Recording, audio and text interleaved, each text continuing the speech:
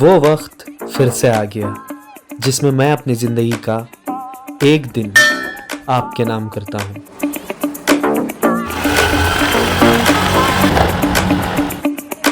इस दिन की शुरुआत तो मैंने मसल बिल्डिंग से की,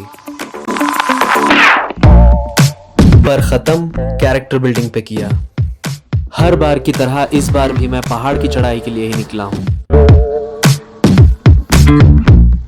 पर असल इरादा अपने पास ट्रॉमास और अपने एंकेस्टर से रियासत में मिले नेगेटिव ट्रेड्स के ऊपर चढ़ के पॉजिटिव हीलिंग का तांडव करना है। आज मैं आपको अपनी जिंदगी के कुछ दुखड़े तो सुनाऊंगा ही, पर आपको अपने दर्द मिटाने का नुस्खा भी बताऊंगा।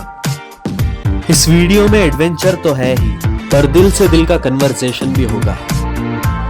ये ब्लॉग नहीं, ये एडवेंचरस थेरेपी है। मैं मेरे पास हूँ, मुझे कोई डर नहीं।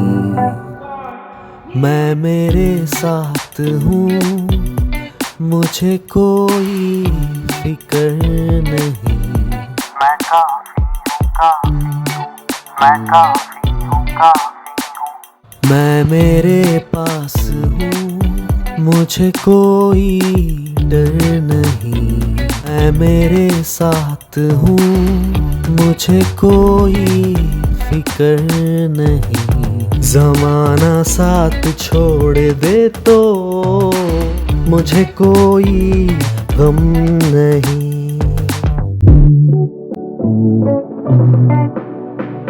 मैं काफ़ी हूँ मेरे लिए। मैं सुबह का सूरज हूँ मेरे लिए। मैं काफ़ी हूँ मेरे लिए। मैं मुश्किल में राहत हूँ मेरे लिए। मैं काफ़ी हूँ मेरे लिए। मैं दरिया का साहिल हूँ मेरे लिए। मैं मैं कल भी अकेला था, मैं आज भी अकेला हूँ। मैं कल भी अकेला था, मैं आज भी अकेला हूँ। मैं काफ़ी हूँ मेरे लिए।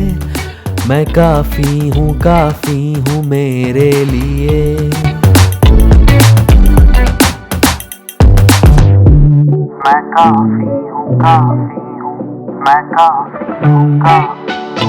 मैं काफ़ी हूँ।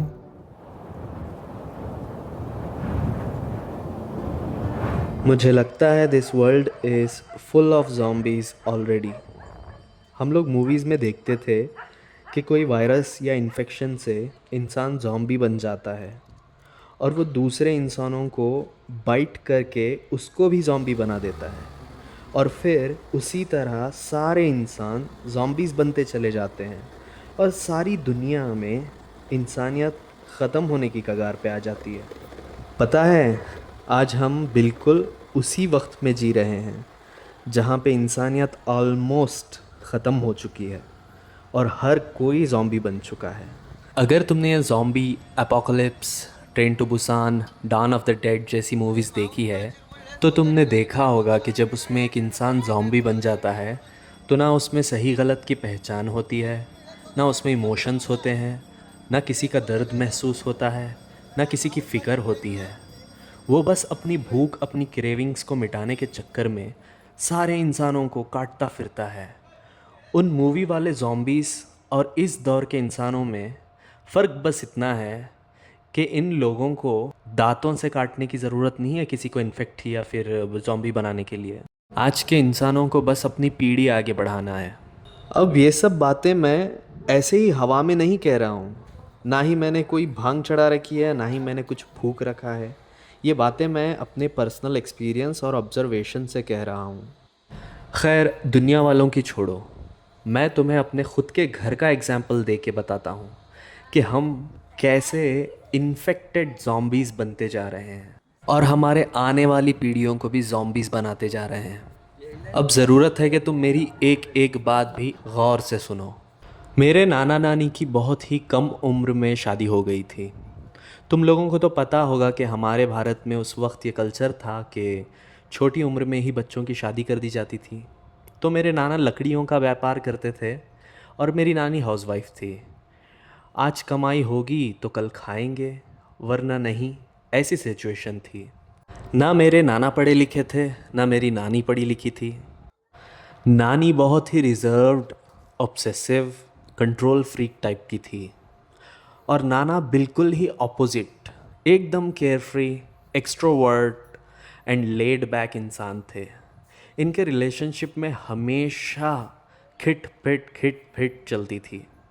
सुबह शाम हर छोटी बड़ी बात पे झगड़े, घर के अंदर मार पीट, गंदी गालियाँ, यही चलता था। बट गेस वॉट, इन सब के चलते मेरे नाना नानी ने तीन तीन बेटियों को जन्म दिया, बैक टू बैक। इनके झगड़े कभी सॉल्व नहीं हुए, इनकी पर्सनालिटीज़ कभी मैच नहीं हुई, इन्होंने एक दूसरे पे कभी ट्रस्ट नहीं किया।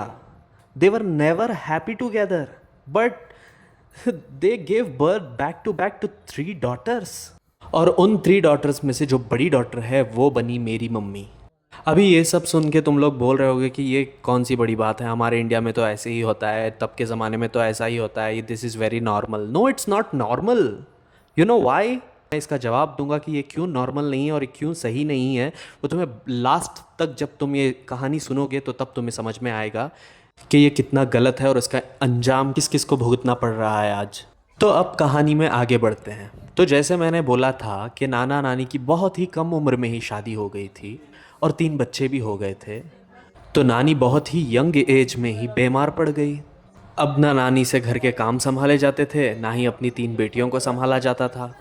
तो नाना नानी ने मेरी मम्मी को स्कूल से निकाल दिया जब मेरी मम्मी सिर्फ 2nd स्टैंडर्ड में थी और घर के कामों में लगा दिया। कैन यू इमेजिन कि एक 2nd स्टैंडर्ड की बच्ची को स्कूल से निकाल के अपने कंफर्ट के लिए घर के कामों में लगा दिया। जिस उम्र में उस बच्ची को पेरेंट्स की लाड़ प्यार और पढ़ाई की ज़रूरत है, उस उम्र में वो बच्ची अपने पेरेंट्स की ही सेवा में लग गई है। और ऊपर से ये गंदे पेरेंट्स घर में रोज़ रोज़ झगड़े करते हैं, घर में मार पीट गालियाँ, बस यही चलता रहता है। और वो 2nd स्टैंडर्ड की बच्ची घर के इस माहौल में घर के सारे काम करती है और अपने से छोटी 2 बहनों को संभालती है। एक तो इन तीनों बच्चों के अंदर इनके बैड पेरेंट्स की नेगेटिव ट्रेट्स जेनेटिकली मौजूद हैं और ऊपर से पैदा होने के बाद ये बच्चे ऐसे माहौल में बड़े हुए हैं जहां इनको सुनने, सीखने, समझने के लिए सब कुछ नेगेटिव ही मिला है। जिस उम्र में इन बच्चों को अपने माँ बाप का लाड़ प्यार, घर में सेफ एनवायरनमेंट और स्कूल की पढ़ाई लिखाई, समझदारी मिलनी चाहिए थी, उसके बदले इनको घर में मज़दूरों की तरह सुबह शाम काम करना, गंदी गालियाँ सुनना, लड़ाई झगड़े देखना, यही मिला है। इन दोनों ने एक के बाद एक तीनों लड़कियों को स्कूल से निकाल दिया, वो भी 4th या 5th में ही। और जैसे ही 15 या 16 साल की हुई इनकी लड़कियां, एक के बाद एक शादियां भी करवा दी, बिल्कुल वैसे ही जैसे इनकी खुद की हुई थी, टोटली इनकम्पैटिबल पार्टनर्स से। तो मेरी मम्मी बड़ी बेटी थी, तो मेरी मम्मी की शादी पहले हुई when she was just 17 years old. मेरी मम्मी भी बिल्कुल अपनी मम्मी के जैसी ही बनी, इंट्रोवर्ट, रिजर्व्ड, ऑब्सेसिव और कंट्रोल फ्रीक। और लग देखो इनको भी मेरे पापा ऐसे मिले कि वो भी एकदम extrovert, care free and laid back इंसान थे। अब फिर यहाँ क्या होना था, यहाँ भी वही हुआ जो मेरे नाना नानी के साथ हुआ। ना मेरे पेरेंट्स की एक दूसरे के साथ वाइब मैच हुई, ना एक दूसरे पे ट्रस्ट बिल्ड हुआ, और बिल्कुल नाना नानी की ही तरह इन दोनों के बीच हर रोज़ सुबह शाम छोटी बड़ी बात पे झगड़े होते थे, वही गंदी गालियाँ, वही मारपीट होती थी। और इस सब के बावजूद भी बिल्कुल नाना नानी की ही तरह इन दोनों के भी 3 बच्चे हो गए और उसमें सबसे छोटा मैं हूँ। मेरे फादर की 55 ईयर की एज में हार्ट अटैक से डेथ हो गई। ज़रा सोचो कि क्या ये भी कोई एज है हार्ट अटैक से मरने की। पर जिसके घर का माहौल ऐसा हो और जिसका पार्टनर ऐसा हो, वो तो 55 क्या 45 या 35 में भी हार्ट अटैक से निकल जाएगा। पर बिल्कुल नाना नानी के घर की ही तरह हमारे घर में भी आज तक शांति नहीं आई। पापा तो दुनिया से निकल लिए, पर मम्मी की झगड़ा करने की आदत रह गई। तो अब जब पापा नहीं हैं तो अब मम्मी हम तीनों बच्चों से झगड़ती है। कभी हम तीनों बच्चों को एक दूसरे से झगड़ा के देखती है। तो अब तुम लोग सोच रहे होंगे कि मैं ज़ॉम्बीज़ की बातें करते करते मैं अपने ख़ानदान के दुखड़े कैसे सुना रहा हूँ, हमारे ख़ानदान का ये वायरस तुम्हें कैसे बता रहा हूँ। तुमने नोटिस नहीं किया ज़ॉम्बीज़ में और हमारे ख़ानदान के लोगों में एक ही सिमिलैरिटी है, वो वायरस, वो इन्फेक्शन जो जनरेशन टू जनरेशन पास कर रहे हैं। तो ऐसे करके इस दुनिया में ऑलमोस्ट सारे लोग ट्रॉमाटाइज्ड हैं, इन्फेक्टेड हैं अपने एंकेस्टर्स से मिले हुए नेगेटिव ट्रेट से, और वो अपनी यंगर जनरेशन को भी पास ऑन करते जा रहे हैं। तो अब सवाल ये है कि क्या दुनिया में आगे बस ये इन्फेक्टेड ज़ॉम्बीज़ जैसे साइकोपैथ्स और सोशियोपैथ्स ही रह जाएंगे? क्या सेन एंड सॉर्टेड लोग ख़त्म हो जाएंगे? तो जवाब है जी हाँ, बिल्कुल ऐसा ही होगा अगर हम और आप इस वायरस को और फैलने से रोकेंगे नहीं तो। जैसे मेरे नाना नानी के नेगेटिव ट्रेट्स मेरी मम्मी के अंदर हैं, वैसे ही मेरे मम्मी के नेगेटिव ट्रेट्स मेरे अंदर हैं। और अगर मैं इन नेगेटिव ट्रेट्स को समझ के इनके ऊपर कुछ काम करके इन्हें बदलूंगा नहीं, अपने आप को सुधारूंगा नहीं, अपनी पर्सनालिटी चेंज नहीं करूंगा और अपनी सोच नहीं बदलूंगा, अपने पास ट्रॉमास को हील नहीं करूंगा, और मैं भी इन्हीं लोगों की तरह बिना सोचे समझे शादी करके बच्चे कर लूँगा, तो ये वायरस जो है मैं भी अपनी आने वाली पीढ़ी पे पास ऑन कर दूंगा।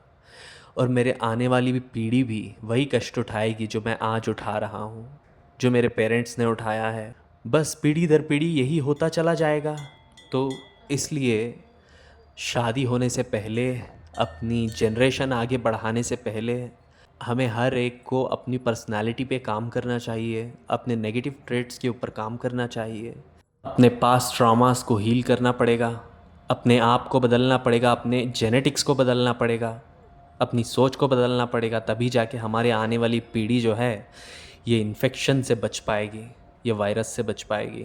वरना वो दिन ज़्यादा तो दूर नहीं है जहाँ पे हर कोई एक साइकोपैथ होगा, हर कोई एक सोशियोपैथ होगा, हर कोई एक दूसरे को तकलीफ़ दे रहा होगा, हर कोई एक दूसरे का टॉर्चर कर रहा होगा, और एक दिन सारे सेन एंड सॉर्टेड लोग ख़त्म हो जाएंगे और ये दुनिया फिर से एक जंगल हो जाएगी जैसी पहले हुआ करती थी इंसानों के आने से पहले, एक एनिमल पार्क बन के रह जाएगी। देखिए, मेरी नानी, मेरी मम्मी और मुझ में फ़र्क बस इतना है कि वो कभी अपने नेगेटिव ट्रेट्स को कंट्रोल नहीं कर पाए। उन दोनों ने कभी अपने आप को देखने की कोशिश नहीं की कि वो कहाँ सही कर रहे हैं, कहाँ गलत कर रहे हैं, क्योंकि ना वो पढ़े लिखे थे, ना उनके पास ऐसा कोई रिसोर्स था जहाँ से वो ये सब सीख कर ख़ुद को बदलने पर काम कर सके। वो दोनों अपने नेगेटिव ट्रेट्स को बदलने की जगह उन नेगेटिव ट्रेट्स में ही डूब गए। पर मैं अपने अच्छाई और बुराई को देख सकता हूँ, मैं अपने नेगेटिव ट्रेट्स को कंट्रोल कर सकता हूँ, उन्हें बदल भी सकता हूँ।